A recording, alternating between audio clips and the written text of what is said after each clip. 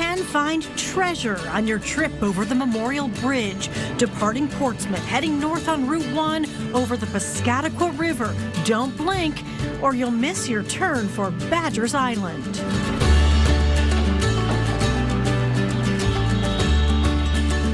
This gem is just about a third of a mile long. Officially located in Kittery, Maine waters, the tiny destination is home to nautical New England history, restaurants that serve memories, boats bouncing on the current, and lucky island residents who squeeze all of this into their lives. Our first must stop is Morrison's Lobsters, where for 3 decades Donna McGarry has served fresh local lobsters all summer long. Oh, Donna, it looks amazing. What did you bring us? Okay, you have lobster rolls and chowder. Her family kept the name Morrison's when they bought the Badgers Island business. Like a mom and pop place, okay? It's never changed. Everything's pretty simple here. We got a great view, and I have great customers that come back all the time and keep getting more and more, which is great. People come to crack lobsters, dive into oysters and steamers, even get married. And it's simple, and that's what people like. It's BYOB, so they can bring, their whatever they want to drink. And we're dog friendly, which people like. Here, cheers with lobster rolls. That's the best. This spot was once a ferry station. Passengers took a ferry from Portsmouth. From here, they could board a train north into Maine. At low tide, timbers from the old ferry can be seen over the side of Morrison's deck. There's some timbers that are still there, but very little of it now. What an amazing place you have here on Badgers Island. I know.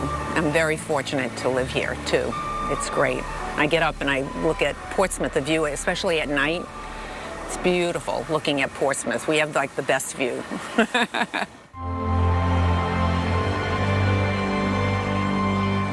This island was ideal for shipbuilding a few centuries ago. First called Rising Castle Island, it was settled as Badgers Island in honor of master shipbuilder William Badger. Born in Newfields in 1752, he died in 1830 on his island, where you'll find a monument over his grave on a knoll above the water.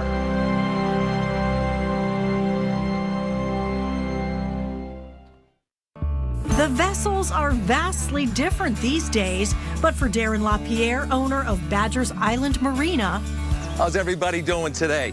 The dedication is unchanged. From the engines to the electrical, from hauling the boats out to cleaning them up, tuning them up.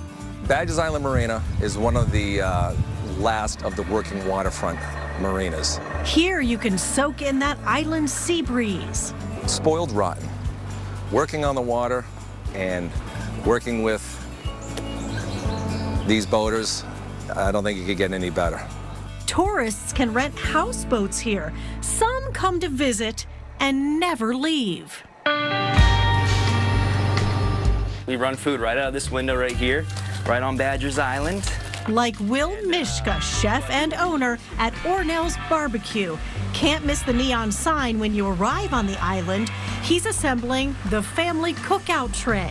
This is trying everything at Ornell's on one plate, 2 sausage links, then you get a half rack of ribs, you get a half pound of brisket, a half pound of pulled pork, and a half chicken, which Chef has that chicken going right now too. That's Chef Tim on the barbecue team. We fight though, because he's all Carolina barbecue and I'm Texas barbecue, so we actually build off each other, which is really cool. Will brings the Texas talent. He spent time with his grandparents there as a child and named this Badgers Island barbecue hotspot after his grandmother, Ornell. She would steep sweet tea on the back porch where the sun hit perfectly, and also steep a barbecue sauce out there too. So all these little things of growing up in love from my grandmother, just came about to my passion to bring up to New England. He will share his barbecue secrets, from using peach paper in the smoker. It can pull apart gently, so you shouldn't have to cut brisket. To the brisket prayer painted overhead. And how to use a Texas napkin, otherwise known as white bread. You throw a pickle, some onions on here, and then you would take a little slice of brisket like so, drizzle a little barbecue over there and eat it like a sandwich. It's also a napkin. You can wipe off your chin and all that stuff, you know, and you have some grease or some barbecue sauce as well. Now to the true barbecue test, best served on a red picnic table. Time to dig in. We don't have any sauce on the table. We don't need it. At Ornell's Barbecue. Sure, you can get sauce and even real napkins if you want, but be prepared to eat in silence. It is just that good. You can't get off this island without a farewell stop at the Buoy Shack. Easy to spot because of the Buoy Shack, right at the foot of the Memorial Bridge with a view that soothes the soul, especially at the end of the day when the sun starts slipping away. Where the regulars and the residents love a little island talk. Commercial fishing and single-family homes and condominiums and restaurants, and it all just blends together. And here we are, stuck in the middle of the Piscataqua River, halfway between two fabulous dining destinations. This is the spot. It is. It really is. We are so fortunate to be living here. Do you feel like a lot of people know about Badgers Island? The fewer the better, but it has become quite a place. It is quite a destination now. We grew up here, and it's growing up on the seashore and the boats and the atmosphere is just it's the place to be.